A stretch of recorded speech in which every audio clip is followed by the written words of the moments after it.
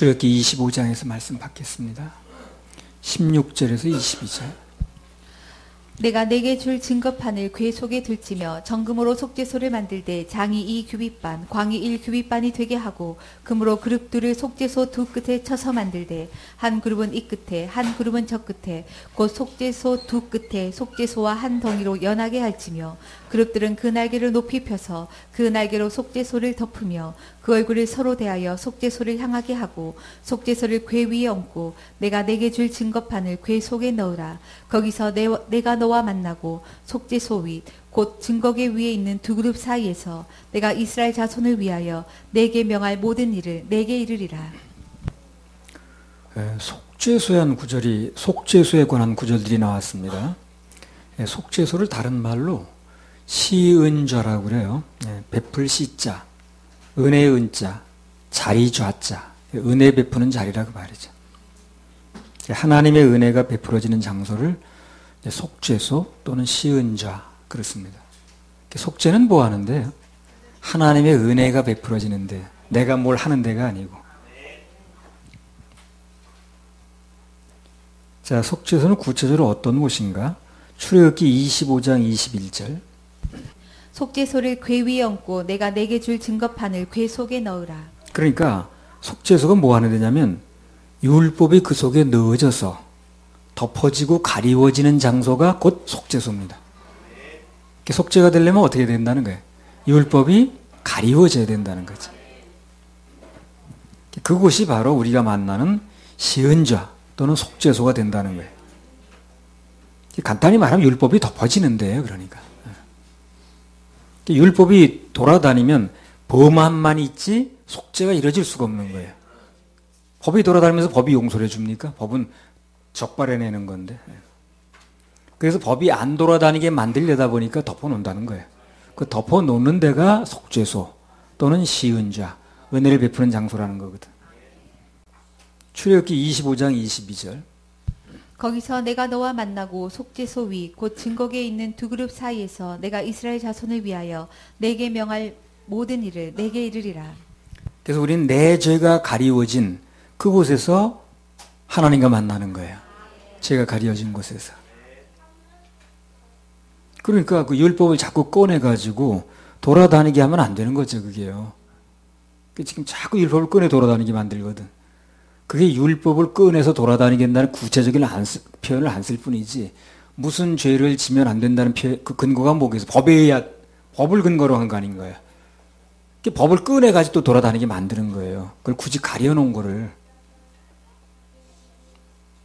오늘 많은 사람들이 뭘 지켜야 되느니 마느니 하면서 그 법계 속에 감추던 율법을 끄집어내서 굳이 막 휘둘러 대는 거야. 그러다 보니까 예수님의 십자가 보혈로 덮어놨는데 그게 이제 효력을 발휘 못하는 거야, 이 사람한테는.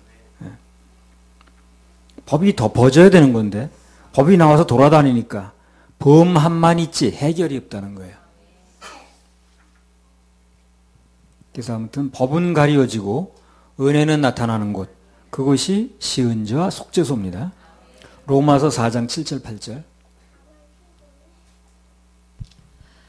그 불법의 사하심을 받고 그 죄를 가리우심을 받는 자는 복이 있고 주께서 그 죄를 인정치 아니하실 사람은 복이 있도다 함과 같으니라. 예, 우리는 예수님 보혈로 지옥 갈 모든 죄가 가리우심을 받았으니 불법의 사하심을 받았으니 그래서 행복자라는 겁니다. 무슨 대단한 뭐가 생겨서 뭐 그렇다는 게 아니라 예수 믿는 사람이라면 누구나 다 이 복을 받아야 돼요. 그게 정상입니다. 교회 다닌다면 이 복을 받아야 된다니까요. 그게 진짜 복인데. 근데 무슨 복들을 얘기를 하는지 보면 이 복을 안 받고 있는 거야. 할렐루야, 우리 하나님께 박수 올려드려요. 출애굽기 25장 23절에서 30절. 너는 조각목으로 상을 만들되 장이 2규빗, 광이 1규빗, 고가 1규빗 반이 되게 하고 정금으로 싸고 주위에 금테를 두르고 그 사면에 손바닥 넓이만한 턱을 만들고 그 턱 주위에 금으로 테를 만들고 그것을 위하여 금고리 넷을 만들어 그 네 발 위 네 모퉁이에 달되 턱 곁에 달라. 이는 상멜 채를 꿰 것이며 또 조각목으로 그 채를 만들고 금으로 싸라. 상을 이것으로 맬 것이니라. 너는 대접과 숟가락과 병과 붓는 잔을 만들되 정금으로 만들지며 상 위에 진설병을 두어 항상 내 앞에 있게 할지니라. 떡상에 대한 규격을 말씀하셨습니다. 성막에서 떡은 뭐냐면요, 생명의 떡 대신 예수 그리스도를 모형합니다. 성막에 나오는 모든 게 다 예수님을 상징하는 거예요. 생명의 떡 대신 예수 그리스도. 요한복음 6장 47절에서 50절이 성막하고 요한복음은 다 연결돼요. 히브리서하고도 연결됩니다. 요한복음 6장 47절에서 50절. 진실로 진실로 너희에게 이르노니 믿는 자는 영생을 가졌나니 내가 곧 생명의 떡이로라. 너희 조상들은 광야에서 만나를 먹었어도 죽었거니와 이는 하늘로서 내려오는 떡이니 사람으로 하여금 먹고 죽지 아니하게 하는 것이니라. 내가 곧 생명의 떡이로라 그랬잖아요. 생명의 떡은 정확하게 예수 그리스도를 말합니다. 예수 그리스도라는 생명의 떡을 먹어야 사는 거죠. 그럼 불교 절에 다니는 사람들은 뭐예요? 다 죽은 떡입니다. 그거 알면 거기다 나와야 돼요. 거기 두들기 쓸 일이 아니라 다 몰라서 그런 겁니다. 그건 생명의 떡이 아닙니다. 사는 떡이 아니에요. 생명의 떡 대신 예수 그리스도를 먹어야만, 그분의 말씀을 먹어야만 살게 돼 있어요. 그 말씀을 받아들일 때 영생의 복을 얻습니다. 교회는 그걸 얘기를 해줘야 되는 거예요. 사람들에게. 뭐 다 받는 거 아니겠지만 그 중에 몇 명이라도 그 말씀을 받는 자는 살아나는 것이고 영생을 얻는 것이고 천국 가는 것입니다. 교회는 그 일을 하는 거예요. 그래서 그 일생에서 예수 그리스도라는 생명의 떡을 먹고 영생을 얻은 사람은 그 뒤로도 날마다 뭘 하느냐면요, 예배 때마다 정규적으로 그 떡을 받아 또 먹는 거예요. 그래서 하는 거예요. 육신이 육신의 양식을 먹어야 살듯이 영의 생명을 받은 사람은 영의 생명이 필요로 하는 양식이 있어요. 그걸 먹어줘야 되는 거예요. 정규적으로 이제 하나님 말씀을 먹어야 되죠. 안 먹으면 겉으로는 멀쩡한데 비실비실돼. 힘을 못 써. 사람들 먹은 만큼 힘을 쓰잖아요.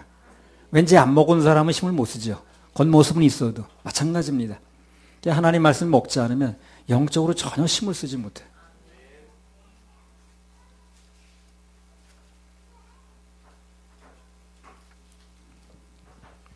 하나님의 자녀들이 세상 살면서 지치고 고달파도 계속해서 힘을 얻고 살 수 있는 것은 생명의 떡을 지속적으로 먹으니까 사는 거예요.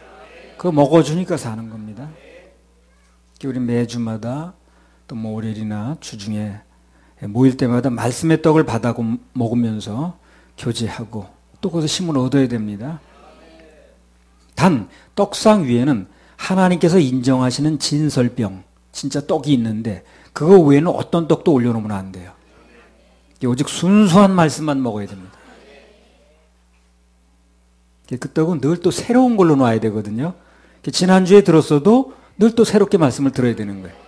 원리가 다 나와요, 이렇게. 그래서 그냥 한 번 먹고 그냥 한 1년 버틸까봐 떡을 어떻게 하라는 거예요. 늘 갈아 놓으라고 그러잖아요. 갈아서 떡을.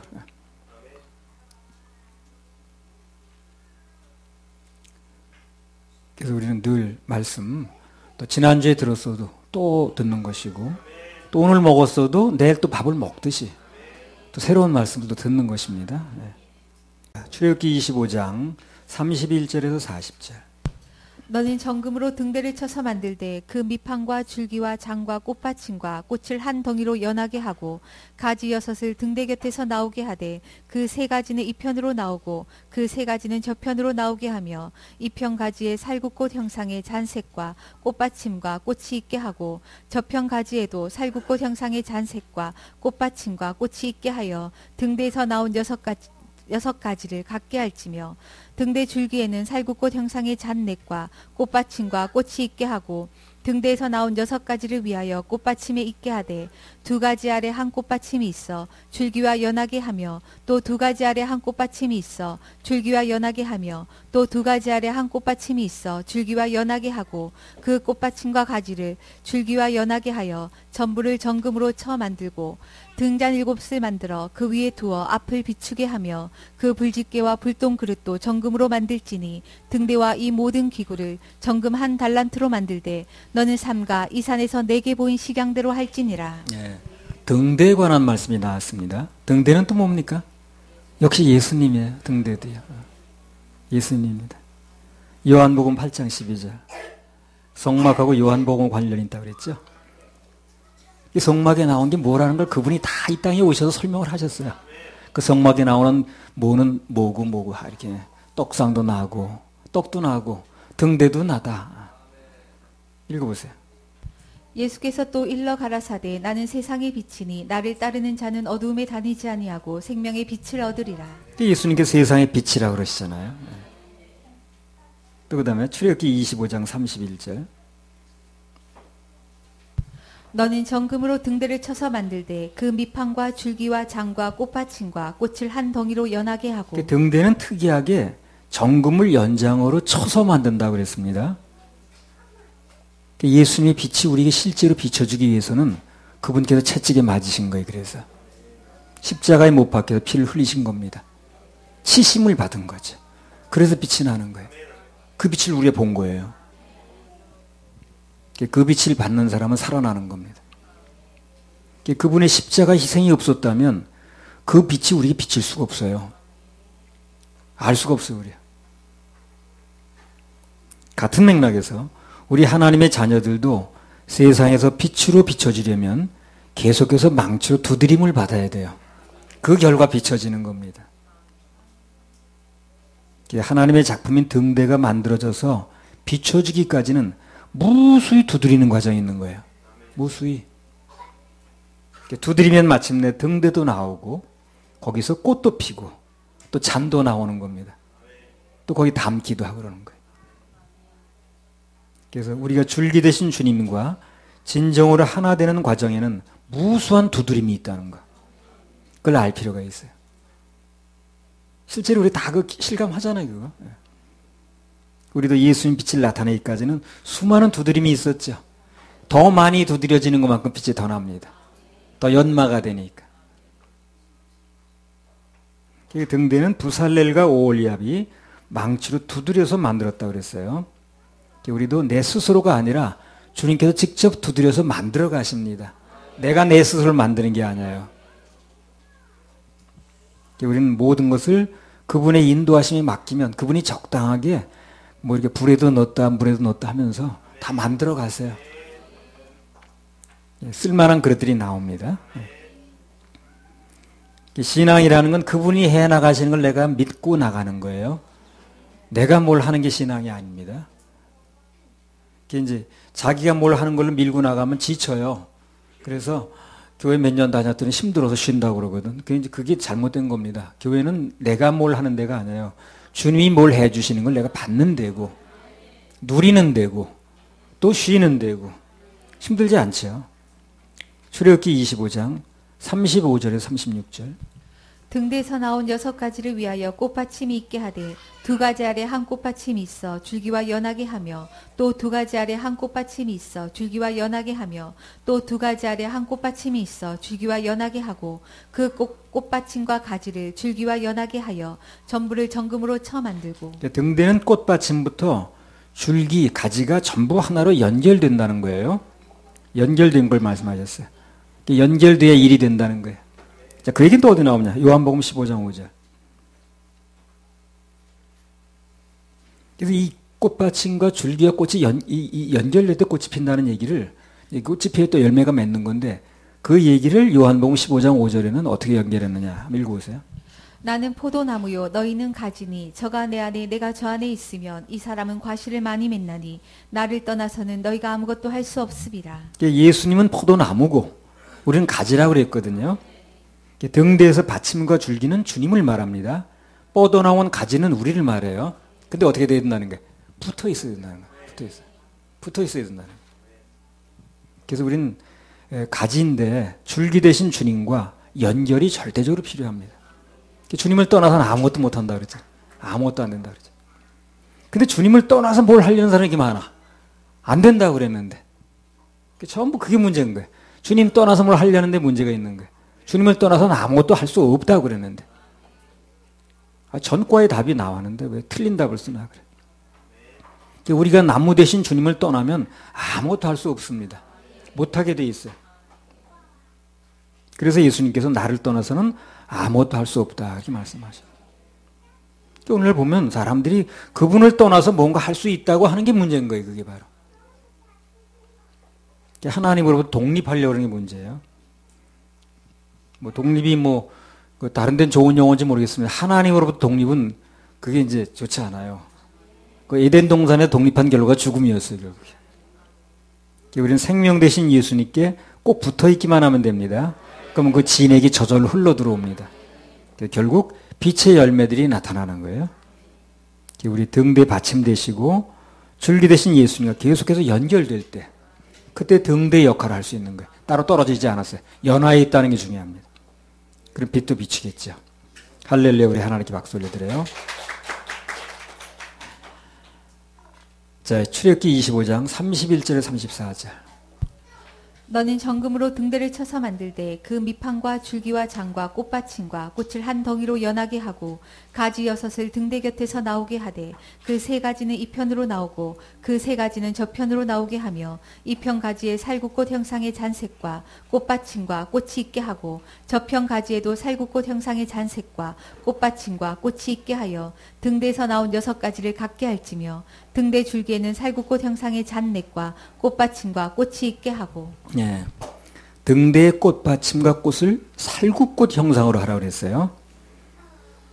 이 살구꽃에 특별히 무슨 의미가 있는가 하는 거에 대해서 전에 에스겔서 공부할 때 말씀드린 적이 있는데요. 본문이 나왔으니까 다시 한번 간단하게 언급하고 지나갑니다. 그때 이제 우리 이민정 자매가 질문하기를 만약 살구꽃의 의미가 있다고 그런다면 그러면 민수기 17장 8절에서 아론의 지팡이에 살구 열매 걸려있죠. 꽃이 피어서. 무슨 관련이 있냐고 질문했거든요. 요새 그때 그런 질문이 나왔습니다. 여기 살구꽃 형상이 그 등대에 있다는 것과 아론의 쌍난 지팡이에 살구꽃이 피었다는 것은 무슨 관계가 있는가? 그래서 하나님께서 그때 이제 제게 감동으로 답변 주시길 살구꽃이 됐든 무슨 꽃이 됐든 뭐가 중요하다 그랬어요. 그렇죠. 그 꽃이 어디서 나오느냐 중요하다 그랬어요. 그 꽃이 어디서 나오느냐. 근데 그 살구꽃은 등대로부터 나왔습니다. 그렇죠? 그 등대가 뭘 하는 것만 알면 되는 거예요, 그러면. 그렇죠? 요한복음 8장 12절.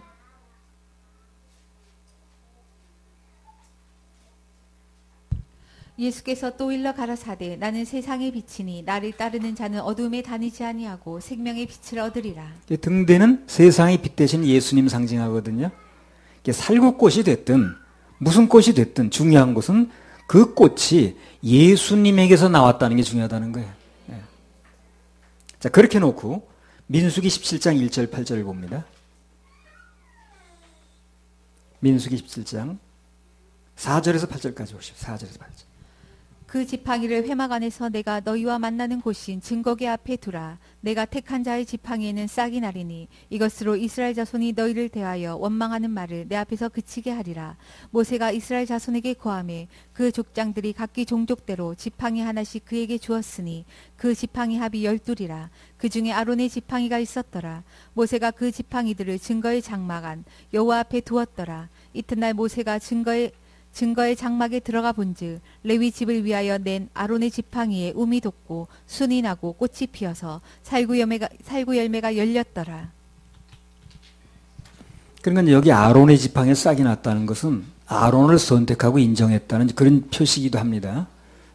권위를 인정하라는 표시가 되는데 각 종족대로 지팡이 12를 취했는데 유독 아론의 지팡이에서만 꽃이 피고 살구 열매가 열렸다는 거죠. 그게 무슨 의미냐 하면 이게 살구꽃이 어디로부터 뻗어나왔다 그랬어요? 등대 대신 예수님부터 나왔다 그랬죠. 이게 핵심적인 교훈은 오직 열매는 예수님에게서만 나온다는 겁니다. 예수가 없는 곳은 열매가 나올 수 없어요. 나와도 잘못된 열매입니다. 그것은. 죽은 나무 지팡이에서 지팡이 죽은 나무인데 거기서 이 살구 꽃이 피었다는 건 부활을 상징하거든요. 모든 생명의 열매는 예수님만을 통해서 된다는 겁니다. 무슨 꽃이든 열매를 맺으려면 우리 인생의 열매를 맺으려면 등대 대신 예수님께 연결되는 게 중요합니다. 모든 열매, 특히 생명의 열매는 예수님만을 통해서 나오거든요. 요한복음 14장 6절에 내가 곧 길이요 진리요 생명이니 나로 말미암자고는 아버지 올 자 없다. 바로 그 말입니다. 살구를 한국말 표현으로 하면 문자 그대로 살구예요. 살구. 죽구의 반대 살구. 그 예수님은 살구나무예요, 죽구나무예요? 그래 살구나무라는 거예요. 그 예수님은 생명나무 살구나무입니다. 그 예수님은 살구꽃이지 죽은 꽃이 아니에요. 그래서 결론은 살구나무 대신 예수님만 믿어야 산다는 겁니다. 할렐루야. 우리 하나님께 박수 올려드려요. 우리 생명나무라 그 찬양 하나 올리겠습니다.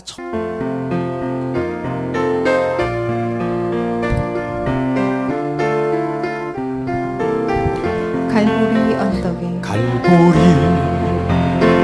언덕에 주님의 십자가 주님의 십자가 그 피로 내 죄를 그 피로 내 죄를 깨끗하게 씻어 깨끗하게 씻었네. 생명의 꽃 생명의 피었네 열매 맺었네 피었네 열매 나는 맺었네 다시 태어났네 나는 다시 그 그 이름 생명나무라 이름 생명나무라 절망과 고통에 절망과 고통 세상길 헤매일 세상길 헤매 예수님 품으로 예수님 품으로 나를 인도하셨네 나를 인도하셨네. 생명의 꽃 생명의 꽃 피었네 열매 맺혔네 피었네 열매 맺었네 나는 다시 태어났네 나는 다시 태어났네 그 이름 생명나무라 지나온 인생길 부끄러움 뿐이지만 주님의 은혜로 감사만이 넘치네 생명의 꽃 생명의 꽃 열매 맺었네 피었네 열매 맺었네 나는 다시 태어났네 나는 다시 그 태어나 이름 생명나무라 네, 열매는 생명 열매는 예수님 통해서만 맺습니다. 출애굽기 25장 40절 너는 삼가 이 산에서 내게 보인 식양대로 할지니라 하나님께서 성막을 지으신 목적은 앞서 말씀드린 대로 당신께서 거기 거하시려고. 예수님은 죄가 없는 곳에 거하시거든요. 죄가 완전히 없었는 데가 지성소예요. 거기 거하시는 겁니다. 밖에도 죄들이 많이 있었지만 상관이 없어요. 그 죄가 아무것도 없는 그 지성소에 거하시거든요. 그래서 우리 마음속이 죄사함 받은 지성소가 되면 주님께서 우리 마음에 거하시는데 불편함이 없어요. 그래서 우리가 죄 많은 인간이지만 죄를 짓고도 살지만 우리 마음속에 구원받은 사람에게는 그 마음속에는 깨끗하게 된 마음이기 때문에 거기 사시는 겁니다. 이걸 착각하면 자기가 뭐 제대로 못 사는데 무슨 거기 주님이 사시냐고 그래서 어떻게 노력으로 해보려고 그러는데 그렇지 않습니다. 출애굽기 25장 40절 너는 삼가 이 산에서 내게 보인 식양대로 할지니라 하나님께서 성막을 지신 목적은 그분이 거하시는 목적이라고 그랬죠. 그래서 하나님께서 백성들에게 거하시기 위해서는 반드시 그분께서 말씀하신 식양대로 해야 돼요. 그래야만 거하실 수 있어요. 다시 말하면 성막의 특징은 하나님께서 보여준 식양대로 했다는 거예요. 사람의 생각이 조금에 섞이면 될까요? 안 될까요? 안 됩니다. 그분이 말씀하신 식양 그대로 해야 돼요. 성막은 우리가 잘 아는 대로 인간이 죄사함 받는 과정을 상징적으로 보여주는 데거든요. 인간의 구원은 절대적으로 하나님이 정하신 방법, 하나님이 정하신 식양대로 해야 돼요. 그래야만 되는 거예요. 그래야 죄가 사해져요. 구원에 대한 하나님의 식양은 예수 그리스도입니다. 그분의 피, 희생 제사로만 가능해요. 성막은 절대 인간의 생각이나 또는 인간의 공이 첨가되면 죄사함이 될 수가 없는 거예요. 죄사함이 되질 않아요. 그분의 식양대로 해야 돼요. 그게 굉장히 중요합니다. 그래서 그분의 식양은 예수 그리스도의 피로 그 피가 발리어졌을 때 구원받는다는 거거든. 그 식양 그대로 해야 됩니다. 성막 전체가 예수 그리스도인 거예요. 인간의 생각이나 인간의 공이나 그런 게 첨가되면 죄사함이 되질 않습니다. 그래서 하나님께서는 성막을 만들 때 각종 규격을 인간들의 재량에 맡기지 않은 거예요. 그래서 일일이 정해주신 거예요. 일일이. 하나님의 규격대로 딱 일일이 식양을 다 정해주시는 거예요. 그대의 식양대로 되어졌을 때 거기 하나님 인정하시고 복을 내려주시는 거예요. 출애굽기 39장 43절. 모세가 그 피란 모든 것을 본즉 여호와께서 명하신 대로 되었으므로 그들에게 축복하였다. 인간의 뜻대로가 아닌 하나님의 명하신 뜻 그대로 돼야만 하나님께서 인정하신다는 거거든요. 거기 복을 주신다는 거거든요. 우리 우리는 그 죄사함을 받는 데는 그분이 만들어진 법, 식양대로만 해야 됩니다. 우리는 복음을 하나님께서 정해준 규격 그대로 식양대로 전하는 겁니다. 거기에 대해서 누가 뭐라고 해도 신경 쓸 게 없어요. 그분이 정해주신 식양대로 하는 거예요. 나중에 결산은 그분하고 하면 되는 거니까. 할렐루야. 우리 하나님께 박수 올려드려요. 출애굽기 26장 1절에서 6절. 너는 성막을 만들되 앙장열 폭을 가늘게 꼰 배실과 청색, 자색, 홍색 실로 그룹을 견고히 수놓아 만들지니 매 폭의 장은 28규빗, 광은 4규빗으로 각 폭의 장단을 같게 하고 그 앙장 5폭을 서로 연하며 다른 5폭도 서로 연하고 그 앙장의 연락할 말폭가에 청색골을 만들며 다른 연락할 말폭가에도 그와 같이 하고 앙장 말폭가에 고 50을 달며 다른 앙장 말폭가에도 고 50을 달고 그 고들을 서로 대하게 하고 6절까지.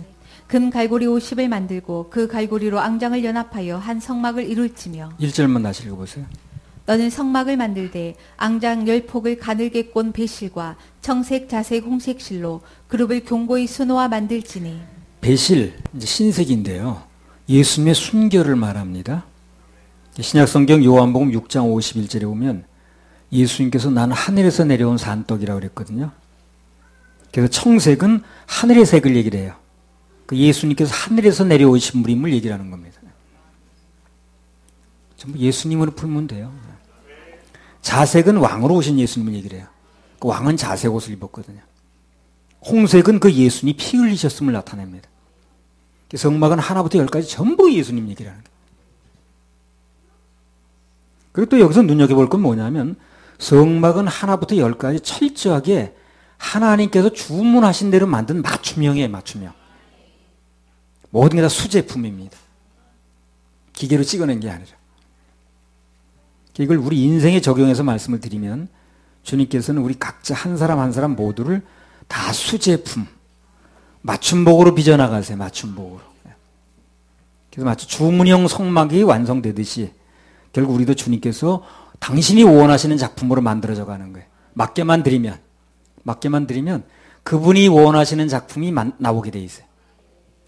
내가 원하는 작품이 아니고 그분이 원하시는 작품. 그게 중요하겠죠. 그죠? 내가 원하는 작품이 중요한 게 아니에요. 그분이 원하시는 작품이 중요합니다. 그 창세기 25장에 보면 그 종이 아브라함의 며느리감 구하러 가죠. 그러면 누가 원하는 게 중요해요? 주인이 원하는 며느리감이 중요해요. 내 며느리감 구하러 다니는 게 아니니까. 그걸 내가 나는 아가씨가 키가 작아서 키가 커서 눈썹이 커서 작아서 그러면 안 되지.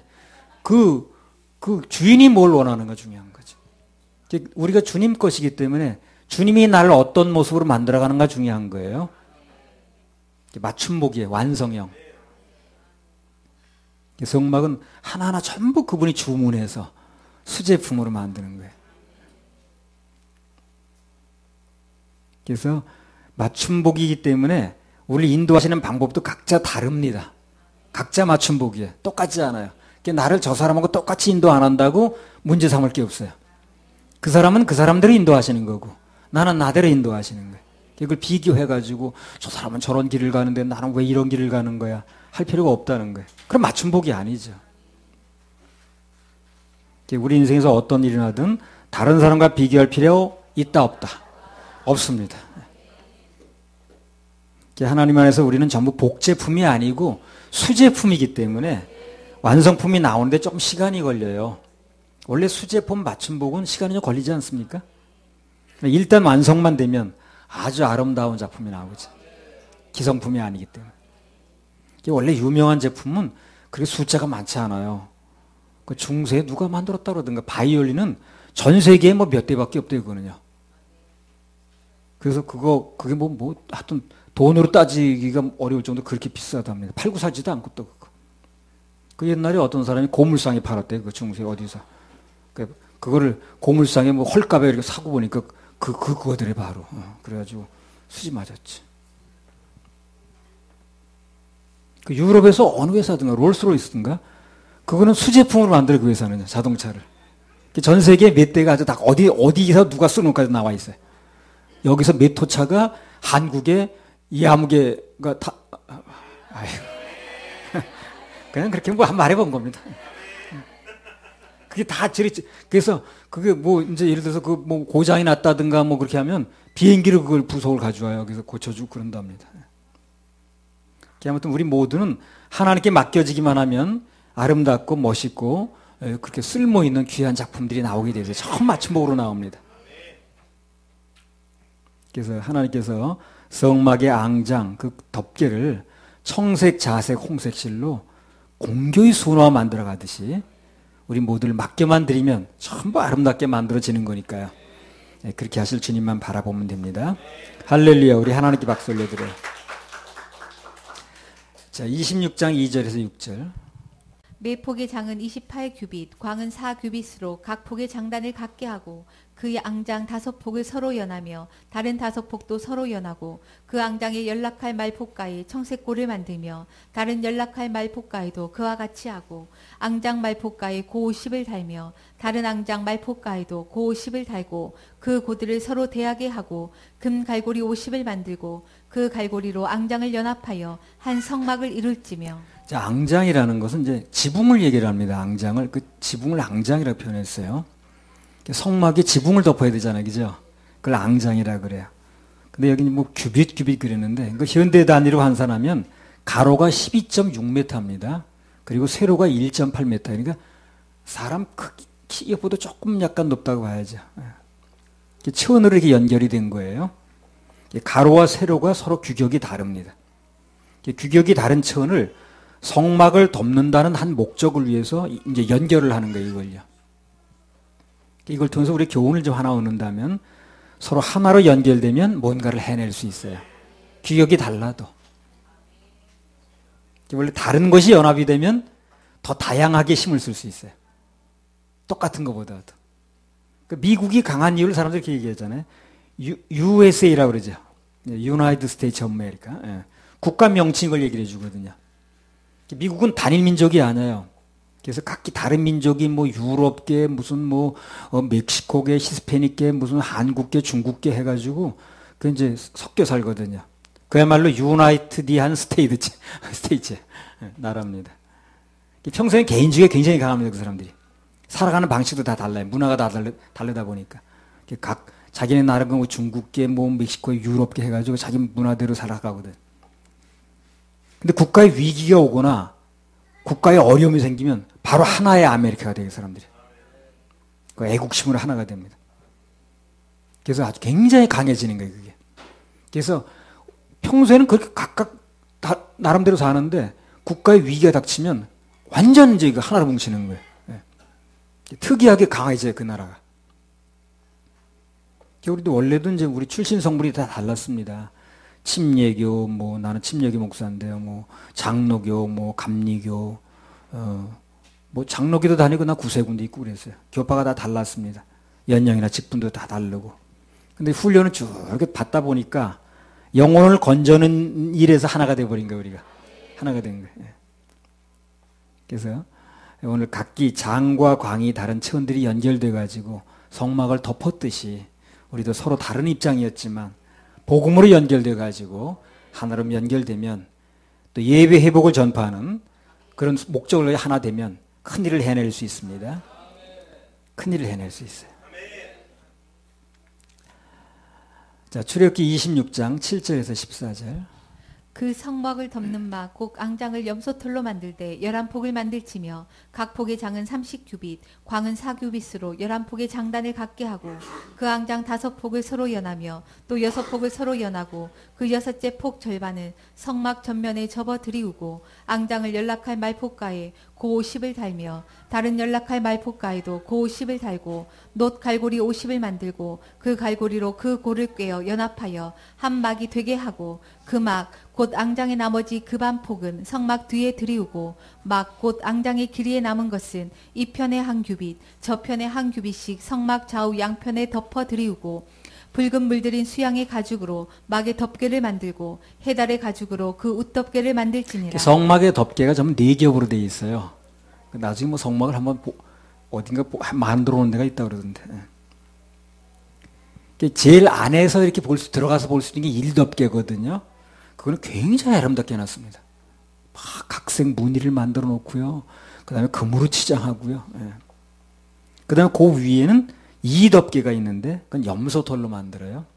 그리고 세 번째 덮개가 또 있는데 그거는 붉은 물을 들여서 수양의 가죽으로 이렇게 해놨어요. 그 예수님 피를 상징하는 거죠. 그리고 가장 이제 그 가장자리는 덮개는 4덮개죠. 해달이라고 이제 물개 가죽이에요. 그걸 만들어 덮어요. 물개 가죽은 물이 새질 않아요, 그게. 그래서 이제 그 가장 겉에 가죽은 가죽이 아니라 이제 덮개는 그걸로 만들었습니다. 밖에서 보면 어떻게 보이는 거예요? 거무득득한 그만 보이는 거예요. 근데 그 안에 들어가 보면 붉은 물들인 수양의 가죽이 있고 그 예수 그리스도의 보혈을 지나서 더 안으로 들어가면 휘황찬란한 문양의 막을 보게 되는 거예요. 그래서 그 전에 피를 상징하는 예수 그리스도의 피를 상징해서 그것을 들어간 사람만 그게 보여요. 그리고 구원받지 않은 사람은 예수님 보혈을 통해서 그 구원이 받지 않은 사람은 그 세에 들어갈 수가 없어요. 반드시 그 통하게 돼 있기 때문에 중간에 그걸 덮는 거예요. 어떤 성막학자가 그런 얘기를 하더라고요. 그 성막이라는 게 평당 20억 정도 되는 건물이랍니다. 그렇게 그 안에가 비싼 걸로 돼 있어요. 그 제사장의 그 에봇을 이제 보면은요, 보석이 뭐 12줄인가 달려있는데 그 보석이 개당 20억 내지 30억짜리예요. 구하기도 힘든 거예요, 그거요.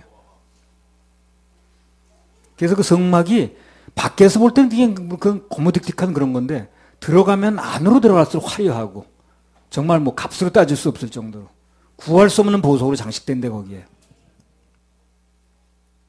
예수님도 겉으로 볼 때는 그 성막이 예수님 상징한다고 했으니까 겉으로 볼 때는 그냥 예수님이 일개 목수의 아들이에요. 그 이스라엘에 살았던 한 남자.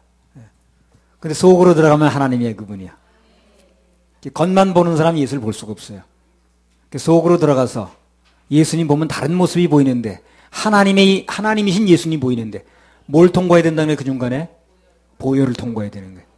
그 보혈을 상징하는 붉은 물들인 가죽을 갖다 덮어놓은 거예요. 그래서 그걸 통해서 들어가야 된다는 거예요. 그래야만 보인다는 겁니다.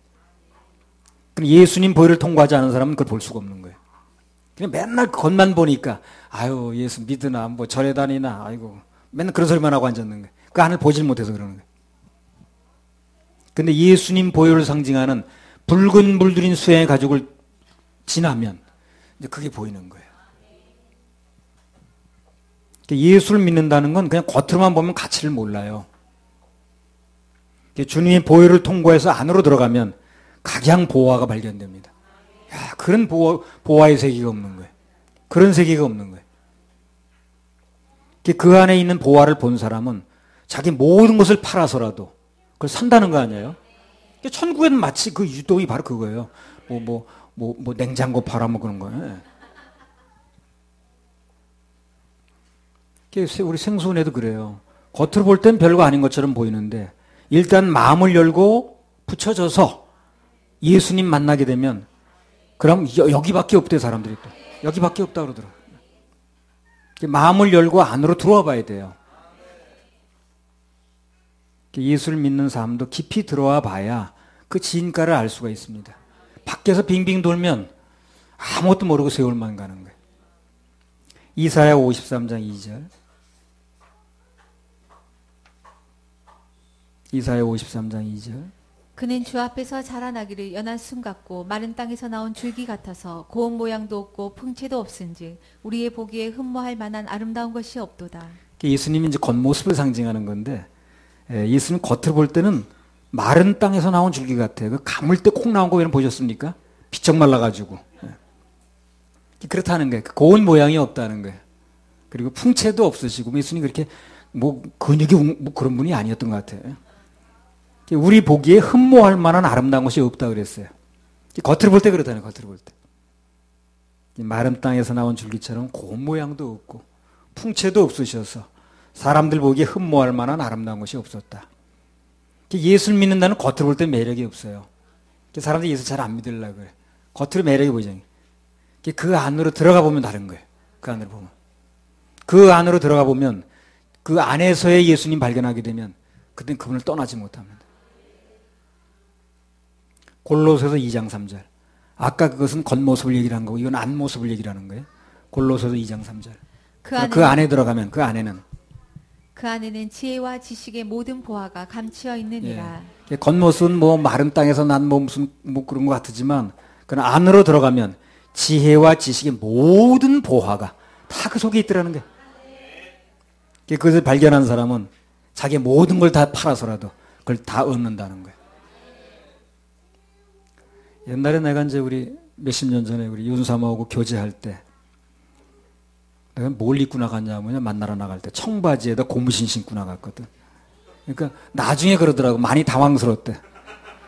아니 무슨 그래 청바지에다가 고무신을 신고 나왔냐 그래.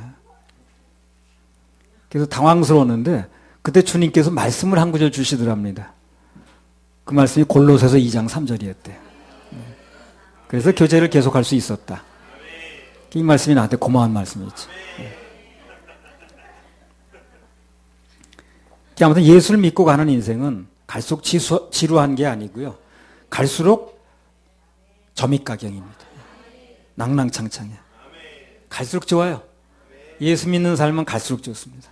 들어가면 들어갈수록 이런 세계구나 이게. 이런 게 있었네. 나 이런 것도 모르고 나는 그 겉만 앓고 있었네. 그렇게 되는 거예요. 어떤 사람이 그랬잖아요. 나 예수란 이름 뜻도 모르고 교회만 다녔네 그랬잖아요.